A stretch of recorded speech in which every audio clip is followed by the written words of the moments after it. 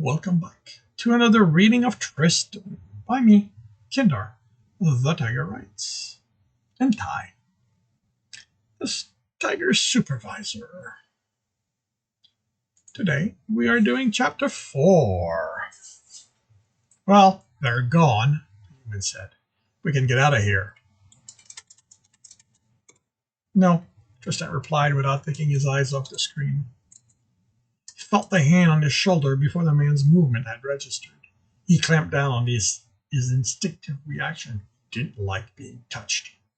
Usually he'd rip off the hand. He'd rip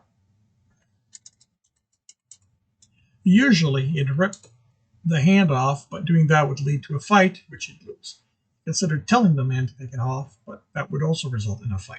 He hated not being able to read him. Let's settle something. The human tightened his grip on the shoulder. It wasn't painful yet, but Tristan made himself wince. I don't like being told what to do. I let you get away with it before because we were in a bad spot and you obviously knew what you were doing. Now we're in the clear, so you're going to do what I tell you to do. What I tell you. Actually, no, it's dialogue. I'm going to leave it clunky. If you insist on being difficult, I'm going to find a locker and squeeze you into it. Tristan held himself very still. He hadn't expected that from him. The butcher had seemed reasonable until now.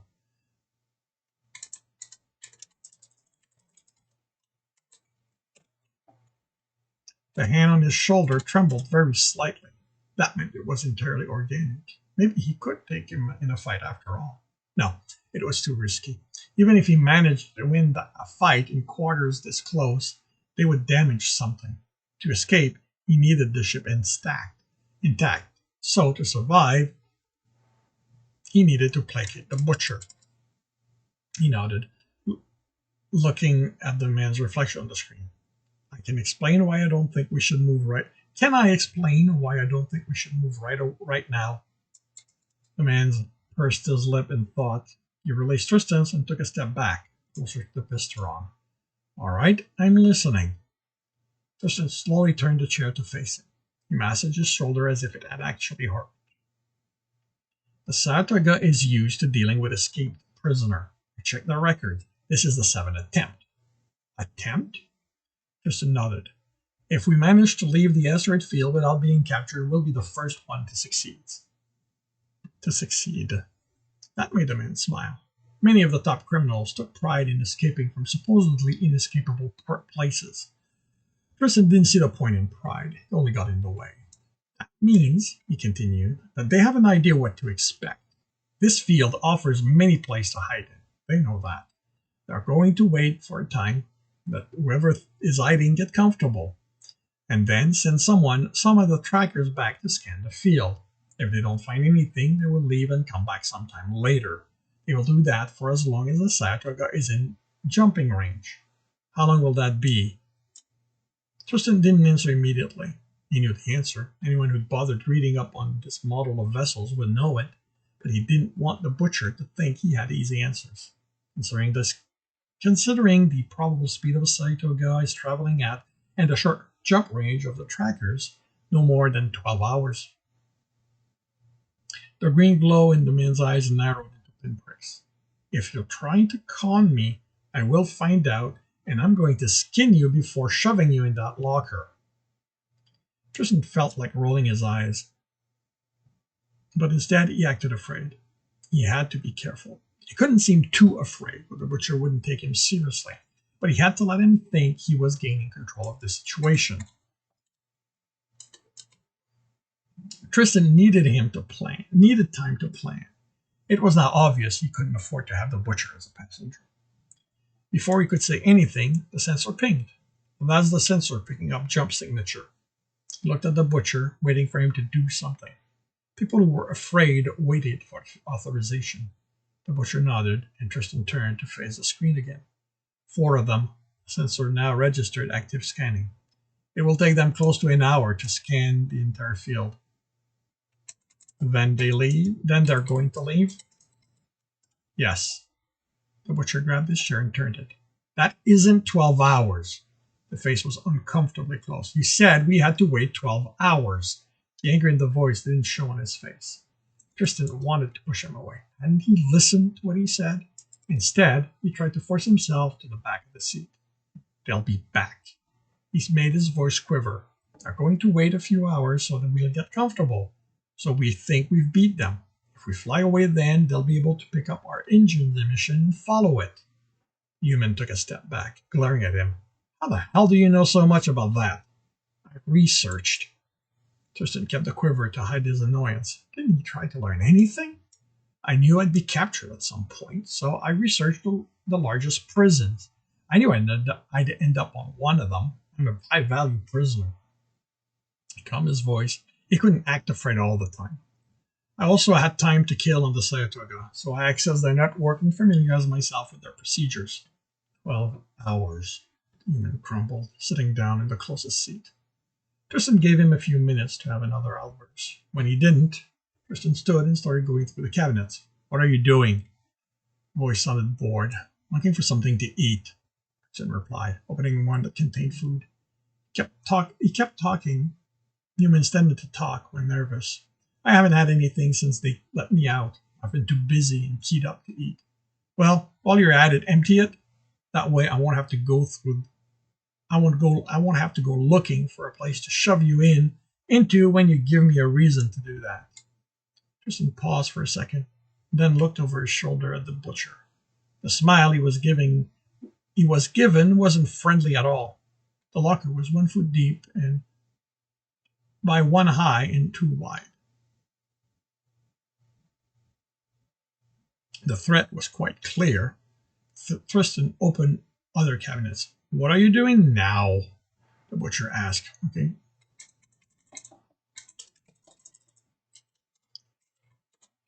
Looking for space to move the food to. Just throw the stuff on the floor. You don't leave anything unsecured on the ship. If the gravity inducers fail or you need to do a sudden maneuver, it could end up killing you. I said to throw it on the floor. You need me to pound your head in so you'll get it?" Tristan took a second to control himself. Then he went back to the cabinet and threw everything in it on the floor. He crouched down and looked through the selection. He wanted something high in protein and caloric energy. He would need it, he was sure of that. With a handful of concentrated meat bars, he looked for something to drink. One of the cabinets he opened had water processor with bottles next to it. He took one of the bottles and went back to his seat. He was halfway through his food when a thick cloth wrapped itself over his head and fell over his shoulder. He tensed. Would the butcher try to suffocate him? "Put that on," the butcher said. "I don't want to have to look at your furry ass every time you get out of that chair." Tristan pulled the cloth off his head pants from a vacuum suit. He looked over his shoulder. One of the tall lockers were open, top of the suit on the floor, along with an oxygen bottle. The helmet hung on the back. They were made for a human, so he wouldn't be able to use it. He took off the remnant of the pilot suit he was wearing and put on the vacuum suit's pants. They were adjustable, so he set them to be comfortable. He then went and put the top back in the locker as well as the bottle. The butcher smirked at him when he went back to his seat. Let the human think he had him whipped into the shape he wanted, Tristan thought. Any experienced spacers knew better than to leave things littered around where they might go flying. Any experienced spacer knew better than to leave things littered around where they could go flying during quick maneuvers. He started gathering the food on the floor. "What are you doing?" The butcher sighed in annoyance, putting the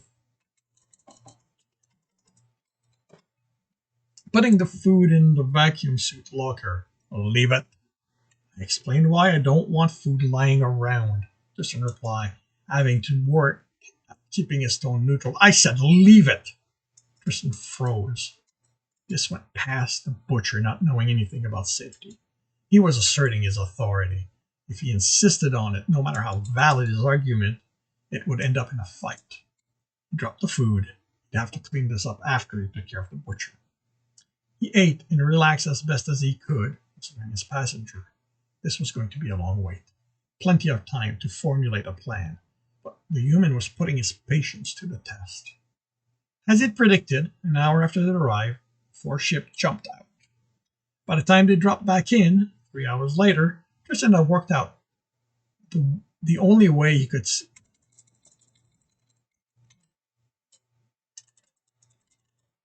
Tristan had worked out the only way he could see to get rid of his passenger. Unfortunately, he needed to make alteration to the ship. He needed the ramp to open much faster than it currently did. It was a mechanical system that regulated the speed, so he needed a way to change that. He hadn't figured out how to accomplish that, but there were still other things he could do from the pilot's seat to get ready. He slowly reprogrammed the failsafe that kept the ramp from opening too hard vacuum. While keeping his eyes on the butcher,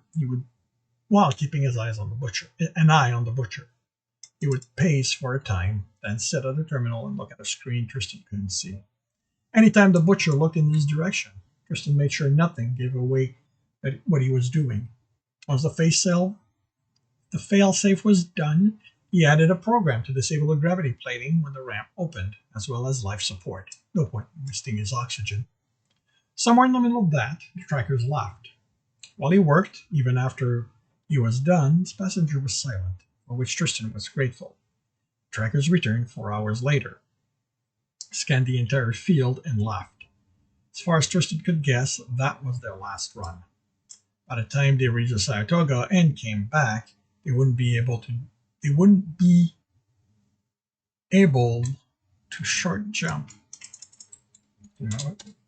To short jump back to the ship, they'd have to go in cryosleep, which meant they couldn't navigate. Saratoga would have to stop moving for them to know where they were to aim the trackers. He couldn't see them doing that. Even so, if the butcher started insisting they leave, he had half a dozen reasons why they shouldn't. Not that he expected them to do so. It was apparent he wasn't technologically knowledgeable. He was the pull the trigger and things explode type of criminals.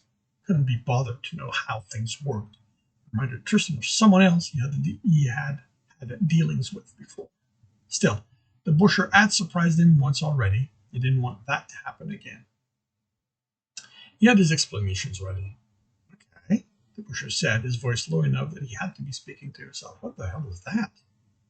Tristan's ears went up, and he took the chance of stepping behind his passenger to find out what he was looking at. He realized that if he had something hard or sharp, he could dispatch him right now. His claws wouldn't be long enough, and the only club-like thing was the pisteron, which was too close to the butcher for him to try for. Maybe he should go get his Skythron? Tristan's thought froze when he noticed the screen showing an outside view. His hands clenched. He wanted to smack him over the head. He was certain the butcher didn't know the camera ran off emergency power, so he hadn't cared if they had been detected. He forced himself to calm down. He couldn't take him down in one blow right now. All he'd end up doing was start a fight for time.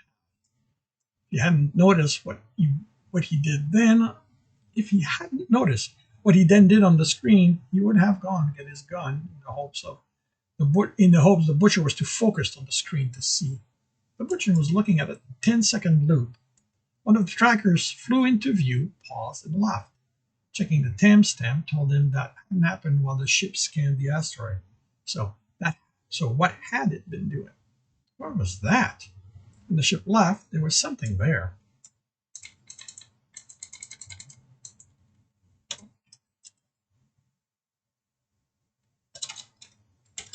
Something there, almost nothing more than a glint of light reflecting off something. Could they have left a ship? No, it wasn't a ship. The light didn't reflect off them, and the finish was matte and dark, so they would be difficult to see in space. And this thing had drifted out of view. No, it hadn't moved. The asteroid they were in had moved. The asteroid. No, it hadn't moved. The asteroid they were on had moved. The object was stationary? The butcher noticed him. What is it? Can you zoom in? He couldn't. All right. What did he know about the Saratoga? It was a decommissioned military vessel, now used as a private firm. with ties to the law and military. It performed missions as well as held prisoners because of its size. It needed regular refueling and restocking, so it couldn't stand still any longer than absolutely needed. Whatever that thing was, it couldn't need to get back to the ship anytime soon.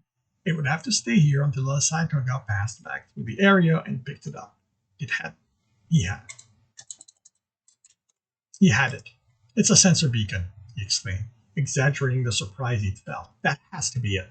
Why? The butcher's tone was dubious. Tristan shoved aside his annoyance. The annoyance he felt at having to explain his reasoning. He'd wanted to be asked. He wasn't the butcher's servant, but he needed to guide him toward the conclusion he needed.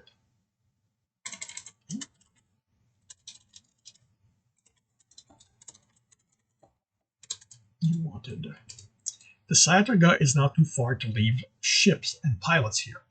They already lost some during the escape and can't afford to be without them. So that has to be automated. The only reason they would leave something here is to continue scanning. If it detects something, it will transmit the information to the ship and they can decide if it's worth coming back or not. Are you saying we're stuck here? You said we only had to wait 12 hours. The butcher stood. I didn't expect them to do this.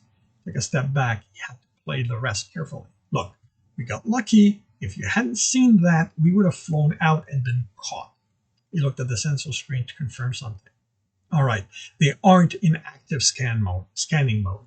So, it gives me something to work with. He started pacing. Another thing human does when nervous and thinking.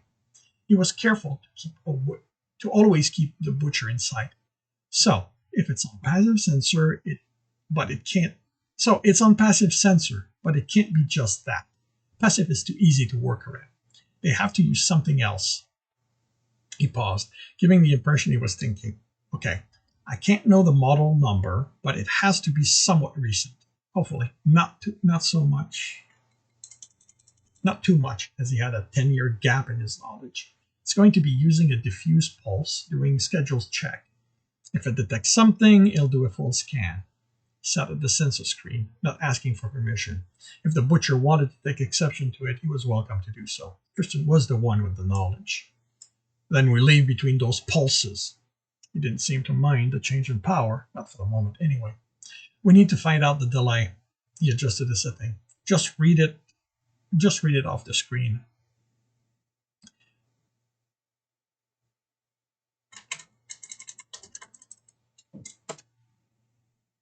Just read it. Tristan thought quickly. I can't, he lied. We're too deep. The rock is absorbing the pulse. This was his opportunity to make the adjustment to the ramp he needed. Thought you said passive scan were easy to work around. The threat in the butcher's tone was evident, and Tristan suppressed a smile. He was reacting exactly as he needed. It is. He leaned back in his seat. So long as the butcher was as ignorant as he seemed, he wouldn't pick up the lie. And as he was getting desperate to get out of here, he would be more amicable to letting Tristan walk out of view. Tristan let a smile spread on his face. I know how to do it. It won't be quick, but I can get us up there without powering up the ship. He turned around. I can use the maneuvering thrusters to do it. The only problem is that now they use an ion stream, which means I need to power the ship, but I can modify them to use the compressed gas generated by the life support system instead. He paid close attention to the butcher's body language. If he picked up on the lie, Tristan wouldn't have much time to react. With that, I can get us close enough to find the delay and we can plan what to do next. Tristan remained still while the butcher looked at him. What are you waiting for? He finally asked. Get to work. Tristan nodded, grabbed his toolkit, and then reached for the pistol hanging against the wall. The butcher grabbed his arm, squeezing it tight. What do you think you're doing? Tristan made himself wince in the grip. I need to move it. I have to remove the wall panel to access the circuitry behind them. The butcher looked at him for a moment, then nodded.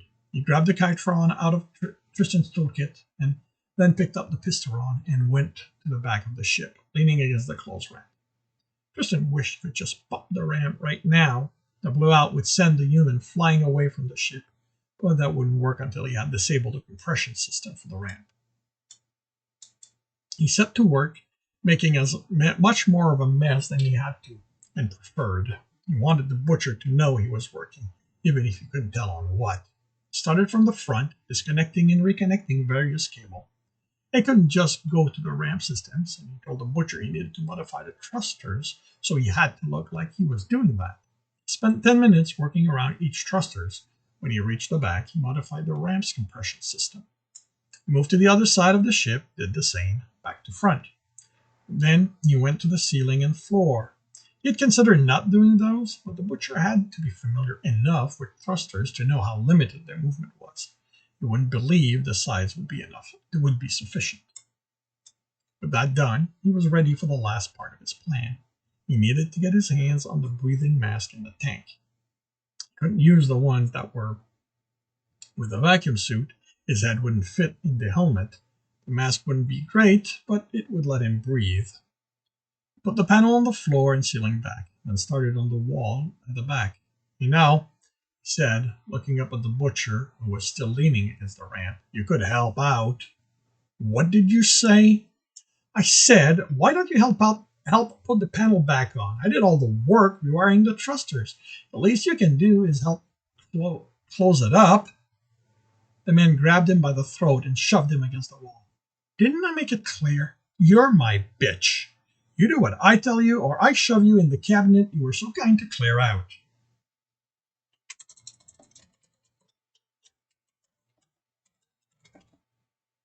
"In the locker you were so kind to clear out." Tristan grabbed the arm and tried to get him to release him. Not that he was worried.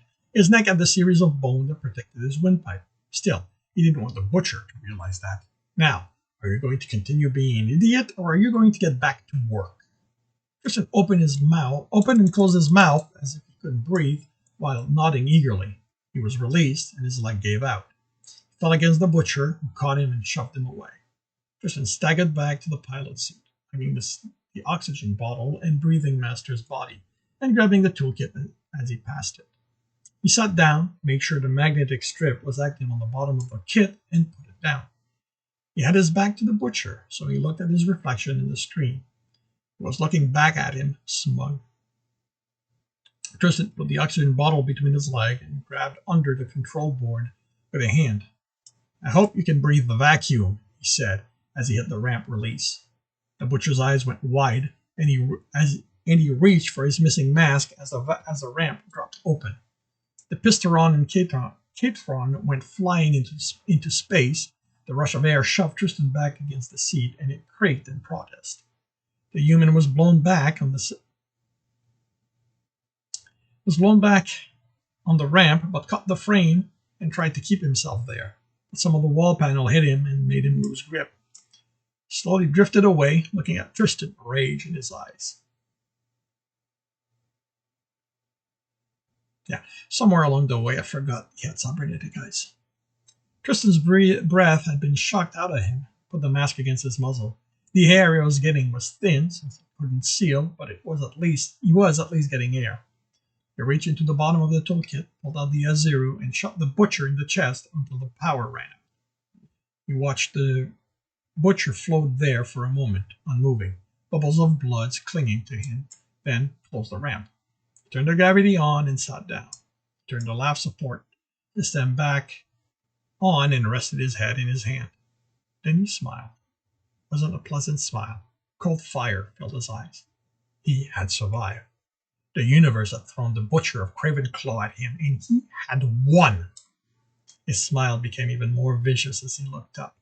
The sensor beacon, however many they were, and whoever had arranged the sensor beacon, however many they were, and whoever had arranged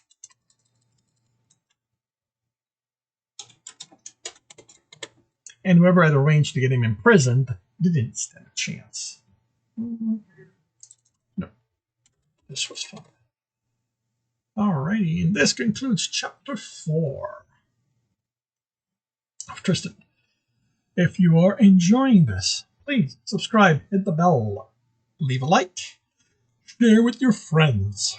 If you want to read the full story, it's available from all e-retailer. Link is in the notes.